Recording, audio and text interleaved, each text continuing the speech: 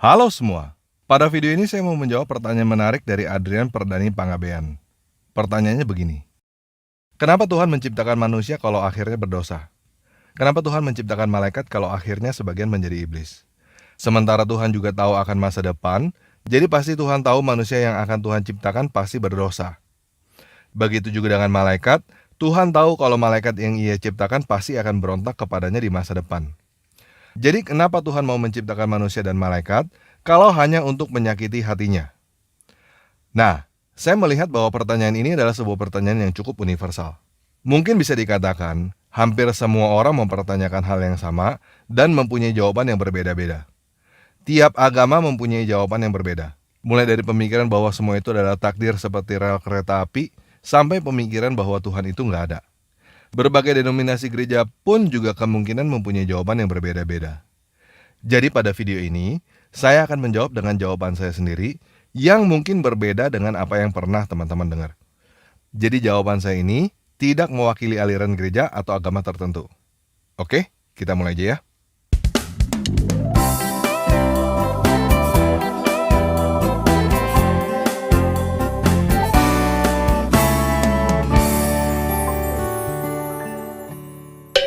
Nah, saya akan mencoba menjelaskan hal ini dengan menggunakan teknologi. Saya tahu bahwa hanya sedikit dari teman-teman yang adalah seorang pencipta, terutama pencipta di bidang teknologi, dan secara spesifik di dalam bidang software. Saya bisa menjelaskan dengan menggunakan pendekatan ini karena saya adalah seorang pencipta. Saya membuat robot dari hardware sampai software. Jadi saya tahu persis apa yang saya katakan, dan saya akan berusaha untuk menjelaskannya dengan bahasa yang sesederhana mungkin supaya teman-teman mengerti. Di mata seseorang yang tidak pernah menciptakan, biasanya punya pola pikir simsalabim, tanpa melihat proses apa yang ada di belakangnya. Di mata seseorang yang setidaknya pernah menciptakan sesuatu, seharusnya tahu bahwa menciptakan itu bukan simsalabim. Selalu ada proses. Jadi buat teman-teman yang kurang paham dengan apa yang akan saya katakan, silakan tanyakan apa maksud saya kepada teman-teman lain yang setidaknya adalah seorang pencipta juga. Oke? Nah, di dalam menciptakan software, kita membuat source code yang isinya adalah perintah-perintah.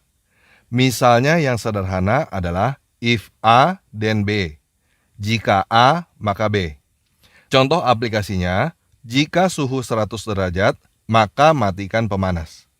Perintah ini tersimpan di dalam prosesor atau controller dan bisa disambung dengan perangkat lain seperti sensor suhu dan switch on-off pemanas. Jadi jika sensor suhu memberikan data 100 derajat, maka controller akan mematikan switch pemanas. Sampai di sini bisa paham ya? Nah, di dalam bahasa program, ada sebuah perintah yang disebut dengan random. If A, then random B. Kalau kita tentukan B adalah angka dari 1 sampai 100, maka perintah ini akan mengeluarkan satu angka acak dari 1 sampai 100.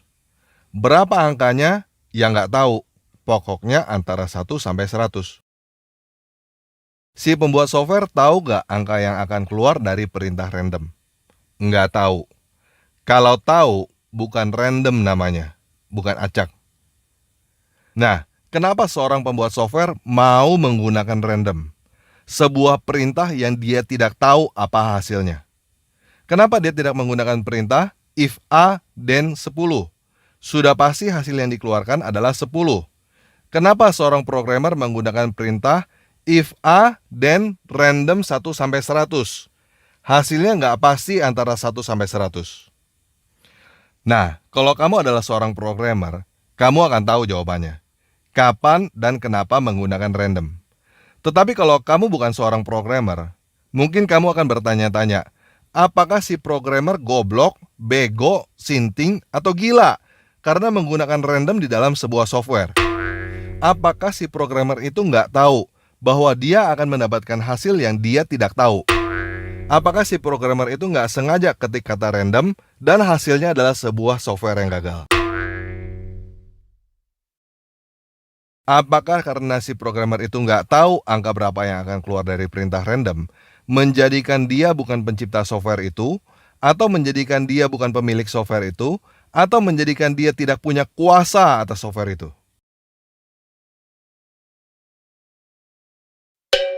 Random bukan sebuah perintah terlarang. Perintah random biasa digunakan untuk sistem security seperti enkripsi, untuk membuat game supaya tidak monoton, dan lain sebagainya. Jadi, yes, sebuah perintah random membuat pencipta software tidak tahu apa hasilnya. Tetapi itu tidak membuat pencipta software itu adalah seorang pencipta yang gagal. Tidak membuat si pencipta software itu tidak punya kuasa atas software itu. Apalagi membuat si pencipta software itu jadi bukan pencipta software itu. Si pencipta software itu membuat software yang hasilnya dia tidak tahu, persis seperti yang dia inginkan. Dia memang dengan sengaja berhasil membuat software yang dia tidak tahu hasilnya. Nah, kalau teman-teman bukan seorang pencipta, khususnya bukan pencipta software, dan teman-teman bingung dengan apa yang saya maksud barusan, silakan bahas video ini dengan kenalan teman-teman yang adalah seorang pencipta. Kalau bisa, seorang programmer. Teknologi tercanggih sekarang ini yang bisa dilakukan karena adanya perintah random adalah AI, Artificial Intelligence, kecerdasan buatan. AI adalah ciptaan manusia yang bukan hanya bisa mengeluarkan hasil yang tidak terduga, bahkan diberikan kuasa untuk belajar dan mengambil keputusan berdasarkan data yang masuk. Kalau teman-teman suka main catur, mungkin teman-teman pernah dengar Deep Blue. Deep Blue adalah robot komputer pertama yang berhasil mengalahkan juara dunia catur, Garry Kasparov, pada tahun 1997. Sekarang ini, ada banyak generasi penerus Deep Blue yang lebih hebat lagi. Ada AlphaZero, ada Stockfish, ada Komodo, dan lain sebagainya. Jadi manusia berhasil menciptakan makhluk yang mampu mengalahkan manusia dalam permainan catur. Apakah hal itu membuat manusia menjadi bukan pencipta makhluk yang lebih hebat daripada manusia? Apakah hal ini berarti manusia itu bodoh, goblok, dan gila karena menciptakan makhluk yang bisa mengalahkan manusia? Apakah manusia bisa menciptakan makhluk yang lebih hebat daripada manusia, bukan kenyataan? Kalau manusia bisa menciptakan sesuatu yang lebih hebat daripada manusia, kenapa kamu berpikir bahwa pencipta alam semesta tidak bisa menciptakan sesuatu yang lebih hebat daripada dia? Kalau kamu berpikir bahwa sang pencipta alam semesta itu tidak boleh menciptakan sesuatu yang lebih hebat daripada dirinya sendiri, maka pemikiran kamu itu salah. Pemikiran kamu itu seperti berkata, manusia tidak boleh punya kalkulator karena kalkulator menghitung lebih cepat daripada manusia. Atau kamu berpikir bahwa kalkulator pasti bukan diciptakan oleh manusia karena kalkulator lebih cepat menghitung daripada manusia. Pemikiran kamu itu juga seperti berkata bahwa manusia tidak boleh punya mobil karena mobil lebih besar daripada manusia, larinya lebih cepat daripada manusia, dan bodinya lebih keras daripada manusia. Kalau manusia adu kuat dengan mobil, maka manusia pasti kalah. Atau kamu berpikir bahwa mobil itu pasti bukan diciptakan oleh manusia, karena kalau manusia ditabrak mobil, pasti manusia mati. Nah, teman-teman bisa paham nggak? Manusia yang tidak mau punya kalkulator, apalagi manusia yang kalau melihat kalkulator, bawaannya pengen hancurin kalkulator karena kalkulator bisa menghitung lebih cepat daripada manusia, sudah pasti bukan pencipta kalkulator. Jadi, ilah yang tidak mampu menciptakan sesuatu yang lebih hebat daripada dirinya, sudah pasti bukan pencipta alam semesta. Pemikiran bahwa pencipta alam semesta ukurannya harus lebih besar daripada alam semesta, tidak boleh mirip dengan makhluk, tidak boleh makan, tidak boleh berak, tidak boleh begini, tidak boleh begitu, adalah pemikiran orang-orang tolol yang tidak tahu apa yang dia katakan.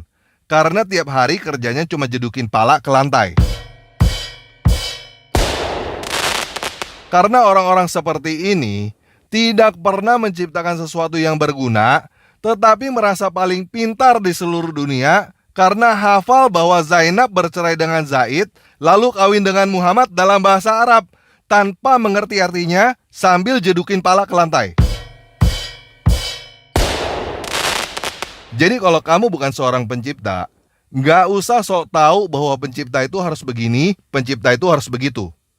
Kamu juga nggak usah dengerin tukang kawinin janda yang kerjanya berantem terus dan ngaku-ngaku sebagai nabi. Orang itu bukan pencipta, sama nggak taunya seperti kamu, ditambah orang itu cuma maling perampok yang sakit jiwa skizofrenia. Berhentilah dari kebodohan ya guys. Kalau mau mengerti tentang sang pencipta, tanyalah kepada orang-orang yang mampu menciptakan. Kalau kamu mau tahu kenapa Tuhan menciptakan manusia yang bisa berdosa dan melawan Tuhan, silakan tanya kepada para pembuat robot catur itu. Kenapa mereka menciptakan robot catur yang bisa melawan dan mengalahkan manusia? Atau setidaknya tanyakan kepada orang yang bisa menciptakan game. Kenapa bikin game yang susah, bikin musuh di dalam game bisa mengalahkan pemain? Dan coba tanyakan kepada dirimu sendiri. Kenapa kamu nggak suka game atau nonton film yang gampang ketebak? Nah, jadi sekarang kita balik ke sang pencipta alam semesta ini. Dia bisa aja berarti sampai menciptakan bintang-bintang dan planet-planet yang selalu berputar-putar pada orbitnya. Kalau dalam bahasa program, itu cuma if then. Tetapi kenyataannya dia menciptakan yang namanya kehidupan. Dia menggunakan perintah random. Ciptaannya diberikan kemampuan dan kuasa penuh untuk mengambil keputusan sendiri. Bahkan kuasa untuk menentang sang pencipta itu sendiri. Kenapa sang pencipta melakukan itu? Alkitab berkata bahwa sang pencipta adalah kasih. Dia adalah cinta. Dan yang dia inginkan adalah cinta. Di dalam Matius 22 ayat 37-39 terjemahan tanpa ragi, Yesus berkata, kamu akan mengasihi penguasa dewamu itu di dalam keseluruhan hatimu dan di dalam keseluruhan jiwamu dan di dalam keseluruhan kesadaranmu. Inilah titah yang besar dan yang pertama. Yang kedua sama seperti yang ini, kamu akan mengasihi lingkunganmu seperti dirimu sendiri. Kasih butuh kehidupan yang bebas untuk memilih. Tanpa kebebasan untuk memilih, bukan kasih namanya, bukan cinta. Kalau kamu tidak mengerti tentang hal ini, silakan kamu bayangkan kamu menikah dengan boneka yang selalu hanya melakukan apa yang kamu perintahkan. Kamu mungkin mencintai boneka itu, tetapi boneka itu tidak mencintai kamu. Karena boneka itu tidak hidup. Boneka itu tidak pernah mengambil keputusan untuk mencintai kamu. Dan cinta butuh bukti, bukan hanya di mulut, bukan hanya konsep. Bukti cinta adalah pengorbanan. Kalau kamu benar-benar mencintai seseorang, kamu akan mau berkorban untuk orang itu. Sang pencipta kita itu tidak seperti manusia picik yang tidak mau punya kalkulator karena kalkulator lebih cepat menghitungnya daripada manusia. Yesus berkata di dalam Yohanes 14 ayat 12, sesungguhnya barang siapa percaya kepadaku, ia akan melakukan juga pekerjaan-pekerjaan yang aku lakukan. Bahkan pekerjaan-pekerjaan yang lebih besar daripada itu. Dan jika teman-teman baca Alkitab, teman-teman akan tahu bahwa pada saat pengadilan akhir nanti, dia akan membangkitkan semua orang. Kemudian dia akan memisahkan orang-orang yang terbukti mengasihi dia dan yang terbukti tidak mengasihi dia. Yang terbukti mengasihi dia akan hidup abadi bersama-sama dengan dia. Dan yang tidak mengasihi dia akan dibuang ke dalam kebinasaan abadi. Jadi, semua ini persis seperti apa yang sang pencipta itu inginkan sejak semula. Termasuk makhluk-makhluk yang melawan dia. Seperti seorang pencipta game menciptakan karakter-karakter hebat dan diberikan kemampuan untuk mengambil keputusan random yang tidak diketahui oleh pencipta game. Karakter-karakter itu mampu mengalahkan sang pencipta game bila sang pencipta itu ikutan main game. Semua itu persis seperti apa yang si pencipta game itu inginkan sejak semula ketika dia menciptakan game. Dan dia sudah mengambil keputusan bahwa karakter-karakter random yang membantu dia akan diselamatkan. Karakter-karakter random yang menentang dia akan dibinasakan pada saat game over. Oke, sekian video kali ini. Yesus Kristus penguasa kita memberkati.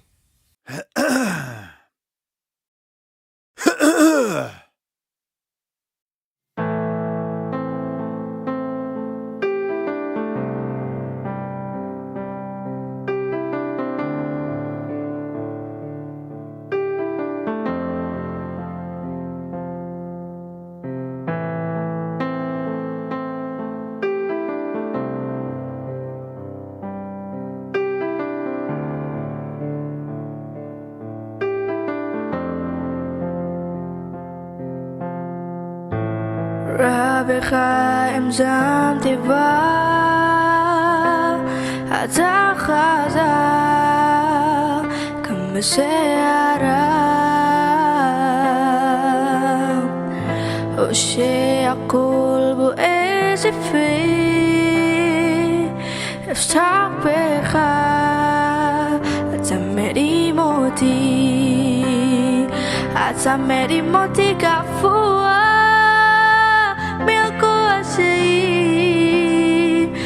Hanisamu ufatua Bisote Elohim Atameri moti kafua Luma seni masya Hanisakun kwa beateha Asanila selamantara Hanisakun kwa beateha Asanila selamantara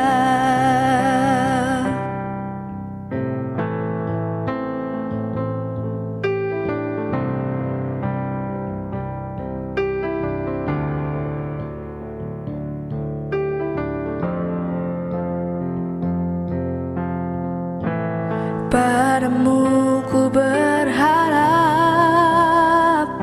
Engkau kuat mengatasi badai Walau bara di sekeliling Ku percaya